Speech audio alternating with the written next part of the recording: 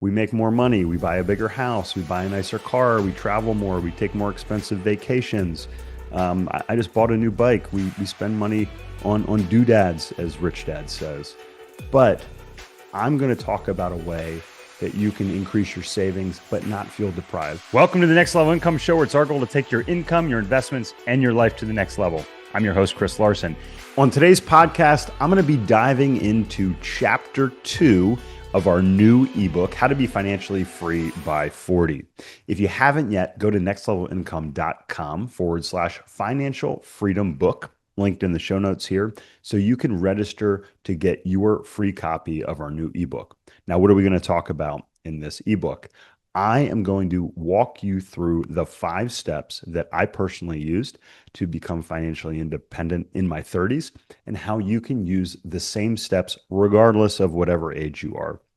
Chapter 1, we talked about how to generate a high-income career or business, to generate money, to generate the capital to invest. Step 2 is talking about how to hit a savings goal of 50% after taxes. And you might be thinking that is an unattainable goal. But I'm going to dive in today about some of the strategies that you can do that. In Chapter 3, we're going to talk about proper structures, proper estate, proper insurance structures, proper entity structures, so you won't be robbed of the 3 insidious things that can take your family's wealth: death or an illness, a lawsuit. What about taxes? Like we're going to talk about in the next chapter as well. We're going to talk about how to properly structure and really optimize all those things before we get into the fun part, which is Chapter 4, which is the steps you need to use as you evaluate different cash flow investments, because your 401k really doesn't create freedom. Cash flow does. And then we're going to talk about strategies that you can use to help your family structure and educate future generations. So the wealth that you create, the financial freedom that you create, doesn't end with you. It can extend for generations in the future. Now, I'm going to go back and I'm going to say, I think your goal should be to save 50% of your after-tax income. Now, you may think, Chris, that's impossible. I can't do that. But I'm going to map out some tools and some strategies that you can use to get to that number. Obviously, the younger you are, if you start off and you're making $100,000 a year and you don't expand your expenses, but you expand your savings rate and the amount you save, it's going to be a lot easier than if you're 50 and you're already set into a specific lifestyle. But that doesn't mean that you can't achieve that. Go back to Chapter 1. You can create a side income, a side hustle, where you can increase your income through another business.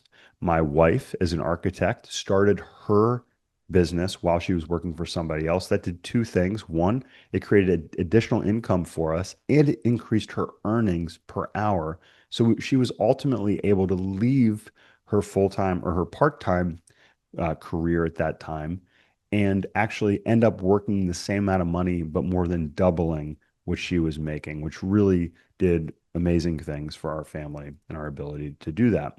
So let me explain why the savings matters so much more than early returns, and why we talk about this.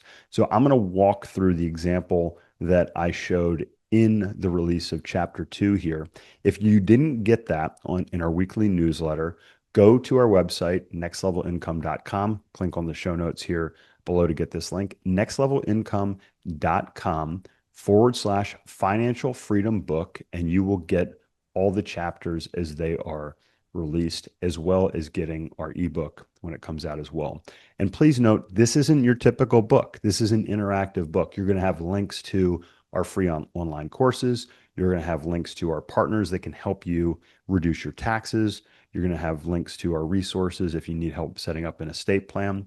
And you're going to get links to our free investor courses online as well.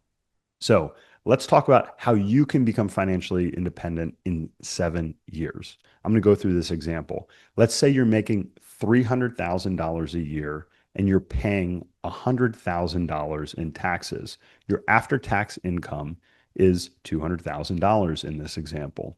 If you were able to save 50% of that, $100,000, at a 15% rate of return that ultimately yields 8% in cash flow at the end of that 7 years, your compounded $100,000 per year is going to grow to somewhere around $1.3 million.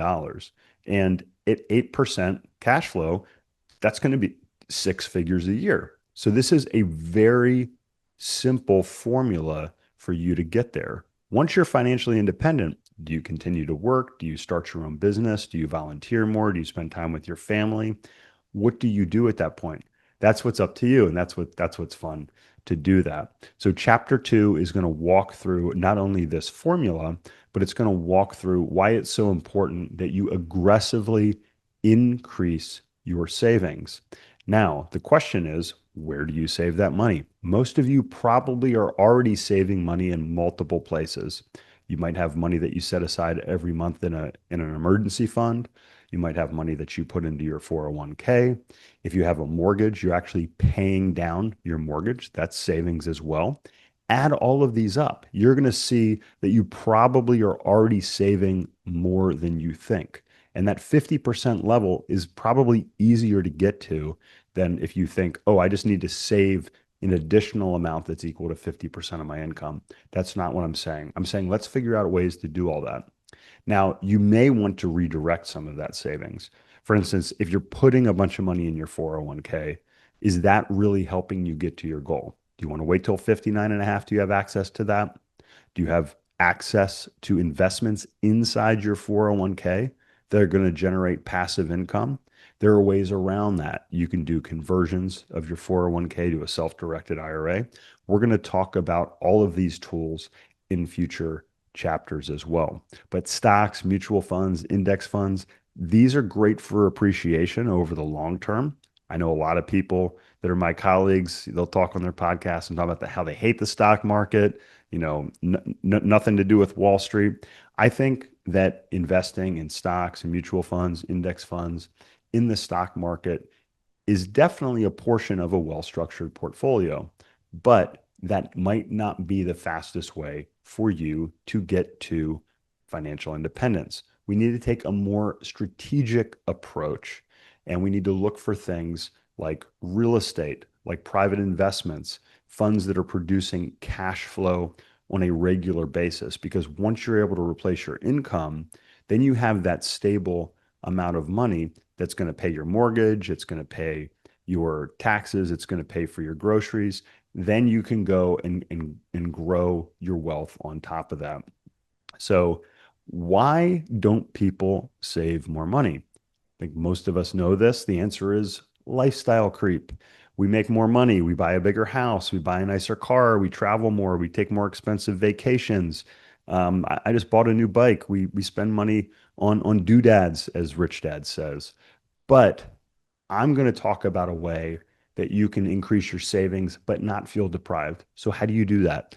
I talked about this in my first book. I call it my savings tax. I save first and then I spend. So what I want you to think about is are you making money? Are you paying your bills and then are you saving what's left? Or are you making money? Are you optimizing your taxes? Are you hitting your savings goal and then spending what's left? That simple shift does a few things. One, it reduces decision fatigue because you're not saying, okay, should I spend this money? Should I not spend this money? How much should I save this month? How much can I save this month? You reduce that process down where at the end of the month, you get to spend whatever's left at the end of the month if you save first. This also eliminates guilt because you're hitting your savings goal. So it's kind of fun and it creates clarity, it creates alignment. So instead of restricting yourself to save more, you're operating in this system. So if 50% feels out of reach to you, there's really only a couple things that you can do. You can reduce your expenses or you can increase your income. And one of the biggest areas of expenses that our clients have is taxes. Taxes are probably your biggest expense. So we've got some great tools. We'll have some links here in the show notes where you can work with some of our partners. You can use the same strategies that I did to cut my tax rate, my family's tax rate, from over 30% to about 17%. So if you could cut your taxes by 30, 40, 50, 60%, how much more could you save? That's huge. That's huge. For instance, if you're paying 100,000 in taxes and you cut that down to 50,000, you could save another 50,000 a year that could go into cash flow investments. So the point I want to make is that we have to basically short circuit, we have to hack our willpower and develop a system for saving that is not requiring any additional effort. It is automatic. And this is what I did to set up our opportunity fund. I've talked a lot about this over the years. This is your capital hub. It captures your savings, it has your liquidity, it prepares you for investment in the future. That might be this year, it might be years into the future. But how it works is your money comes in, your savings is automatically routed, whether that's into your 401k, whether it's into your savings account or money market. I like to use what I call the investment optimizer, which is our cash value life insurance. And that's where our capital accumulates and then ultimately is deployed into other investments that are out there. We just did a webinar, which again, we have the link in the show notes here on the investment optimizer, and we can help you structure this for your specific situation. We used our high cash value life insurance policies to save money for our boys' college. We use it to save money for the first spec homes we built. We use that to put our capital into before we make investments. And we even keep our emergency fund in there. And the best part about it is it grows at a guaranteed rate, tax-free. And it provides a death benefit if something were to happen to me or my wife. So it provides security. And ultimately, as we're going to talk about later on in the book, we're going to talk about how you can incorporate these life insurance plans into your generational wealth planning. And that really is going to turn this into a giant flywheel. As your income increases, your savings increase, your capital builds, it's invested, your investments kick off cash flow and grow. As your cash flow expands, you're going to be reinvesting that as you work towards financial freedom. And just remember, you don't have to be perfect. Wherever you are today is where you are, and that's where you're going to start from. So don't look back and say, oh, I should have done this, I should have done that, 2 years ago, 5 years ago, 10 years ago. Sure, but you don't need perfection. You need a system that is going to predictably get you there. So what I want you to look at doing is I want you to use the resources that we have in this chapter, in chapter 2 of the ebook. I want you to build your income and expense tracker so you can monitor how much you actually need to make to hit financial independence. Next thing I want you to do is set your savings target. If you're at 10%, what do you want to get to? 20%, 30%? If you're at 30%, can you get to 50%? How can you do that? Do you need to earn more money? Do you need to reduce some expenses that are out there? Do you need to optimize your tax strategy? We can help you with that. Create your opportunity fund. Again, this can be whatever works for you. It can be a high interest savings account. It could be a line of credit on your home, or it could be like we use the investment optimizer through our cash value life insurance. And then you want to automate everything. And then you can use our online calculator to help you find out when you can achieve financial independence. And then we'll help you figure out how to analyze different investments as we get into these later chapters. So as we wrap up, again, make sure you go to nextlevelincome.com/financial freedom book to register to get your free copy of the whole ebook when it comes out, which is going to have all of the chapters in there, as well as links to the resources, links to our free courses online, blogs, free books, everything you need to work through the 5 steps for you to become financially independent.